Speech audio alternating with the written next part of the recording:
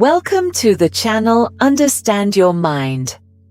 There's a feeling that's hard to explain when nothing motivates you. It's not intense sadness. It's not despair. And it's not necessarily clinical depression. It's something subtler, but constant. It's waking up in the morning and feeling like everything weighs a little more than usual.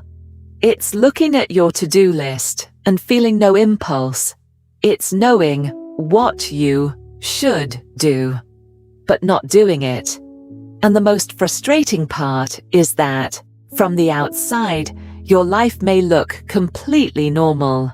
You meet your basic responsibilities. You go to work. You reply to messages. You keep going. But inside there's a kind of silent emptiness, as if the spark has gone out, as if you're functioning on autopilot. Many people describe this feeling as apathy, others as mental exhaustion. Others simply say, "I don't feel like doing anything." And behind that seemingly simple phrase, there's a very heavy emotional load. Because not feeling like it is not the same as not wanting to. Many times you do want to change things. You do want to move forward. You do want to feel excitement again. But you don't understand why it doesn't show up. And that's when guilt begins. You tell yourself you should try harder, that you used to be more disciplined, that other people can do it, that you're wasting your time, that something must be wrong with you.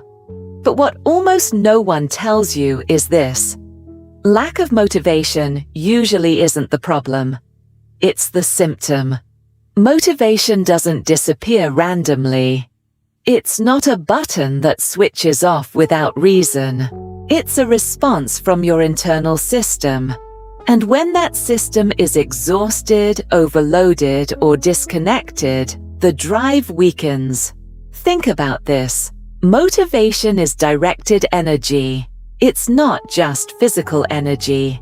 It's mental and emotional energy focused on something we perceive as valuable or meaningful. If that energy doesn't appear, it may be because it's blocked. Sometimes the block is invisible. You don't notice it directly.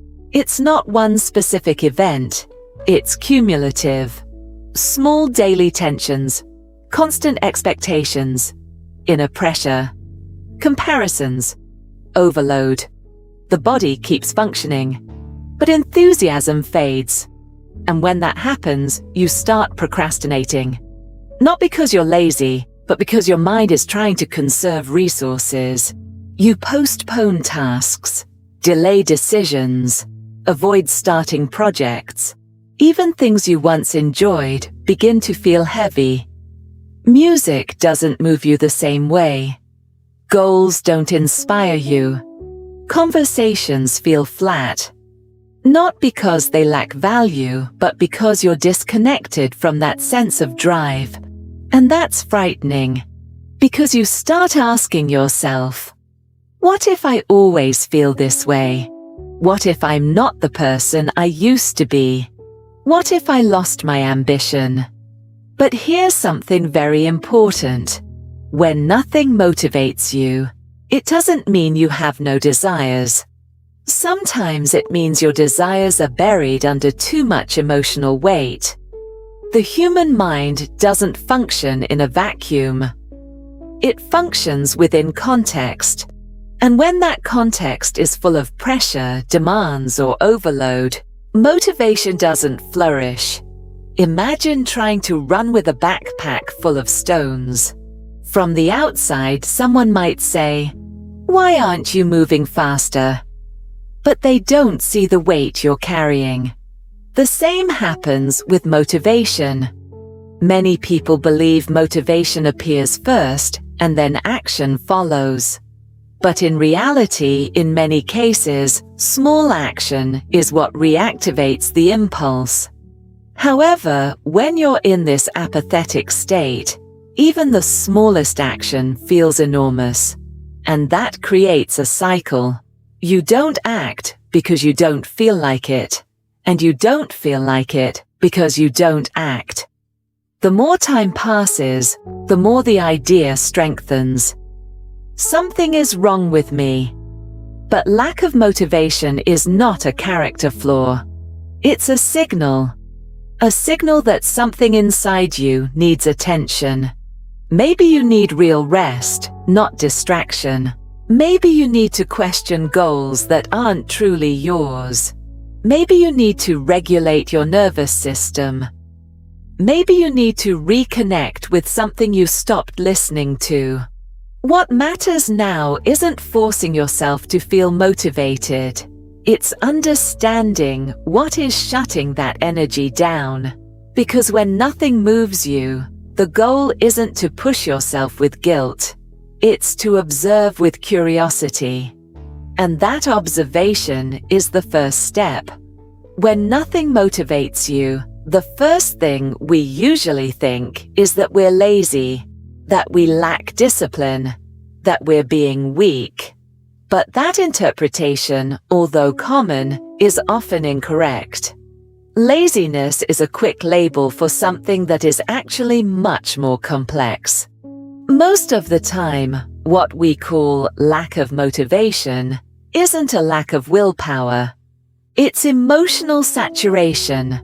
We live in a state of constant stimulation, notifications, work demands, social pressure, family expectations, comparison on social media, internal self-pressure. Even when we believe we're resting, our mind continues processing information. The nervous system doesn't truly rest, and when it's overloaded for too long, it shifts into conservation mode. It reduces drive, it reduces available energy, it reduces initiative, not because it wants to sabotage you, but because it's trying to protect you. Imagine your brain works like a battery. Every worry, every unresolved conflict, every obligation you accept unwillingly, every emotion you suppress, consumes energy. You don't always notice it immediately, but it accumulates. And eventually the battery isn't at 100%, it's at 40% or 30%. In that state, your mind prioritizes the basics: getting through the day, doing the minimum, maintaining balance. It doesn't seek expansion. It doesn't seek ambition. It seeks stability. That's why many people say, "I used to have dreams. I used to feel driven. I used to be more productive." And maybe they did. But maybe back then they weren't carrying so much. Chronic stress is one of the greatest thieves of motivation.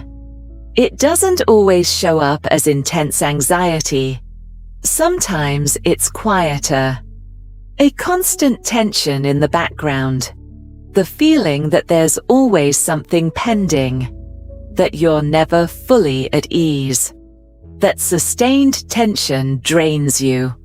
And when you're emotionally exhausted, motivation doesn't disappear because you don't care. It disappears because you don't have the resources to activate it. And sometimes, even when you rest, even when you slow down, motivation still doesn't return. Because sometimes it's not just exhaustion. Sometimes it's disconnection. Disconnection from what truly matters to you. Disconnection from your values. Disconnection from meaning. Motivation isn't activated by obligation alone. It's activated by purpose. We can do many things out of responsibility, necessity, or habit. But if those things aren't aligned with something that truly matters to us, the impulse weakens. When your goals don't come from you, your energy doesn't either. And that creates a strange feeling. Not failure, not deep sadness. A kind of functional emptiness. You function. but you don't feel alive. Sometimes lack of motivation isn't lack of ability. It's lack of alignment. And even when you discover what matters to you, something else can still hold you back. Fear. Sometimes we think we don't act because we don't feel like it. But if we look more honestly, we discover something uncomfortable. We do want to, but we're afraid. Afraid of failing, afraid of being judged, afraid of not being enough, afraid of succeeding and having everything change. So, lack of motivation becomes a shield. If you don't try, you don't fail. If you don't expose yourself, you don't get judged. But that protection has a price. It keeps you stuck. Motivation doesn't grow in hostile soil. It needs internal safety.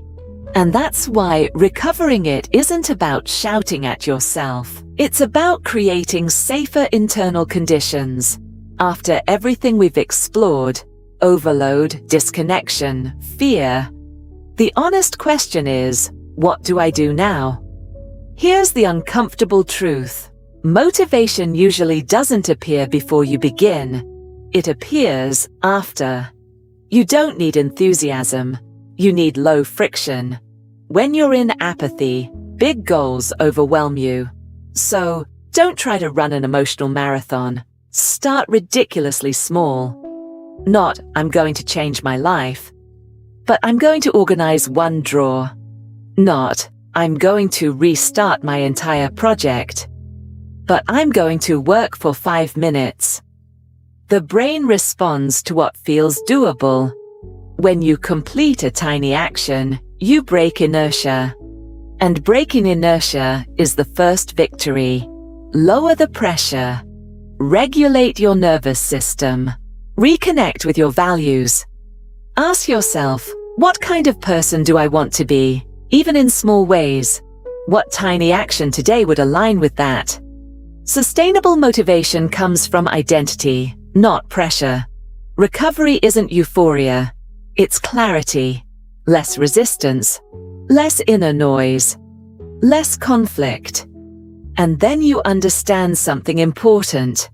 Motivation wasn't the problem. It was the consequence of something that needed attention. So if today you feel like nothing motivates you, don't attack yourself. Don't label yourself. Don't compare yourself. Observe. Adjust. Start small. You don't need to feel like it to begin.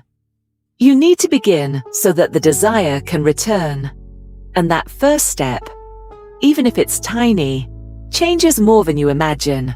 If this video resonated with you, if something I shared touched something inside you, I need to ask you something. Subscribe to the channel. Not because I need numbers, but because you might need these reminders in your daily life. And if you share this video, it can help more people who are going through something similar. I'd love to read your comments and know if this content helped you. I'm here in this space to remind you that you're not alone on this path. I'll see you in the next video.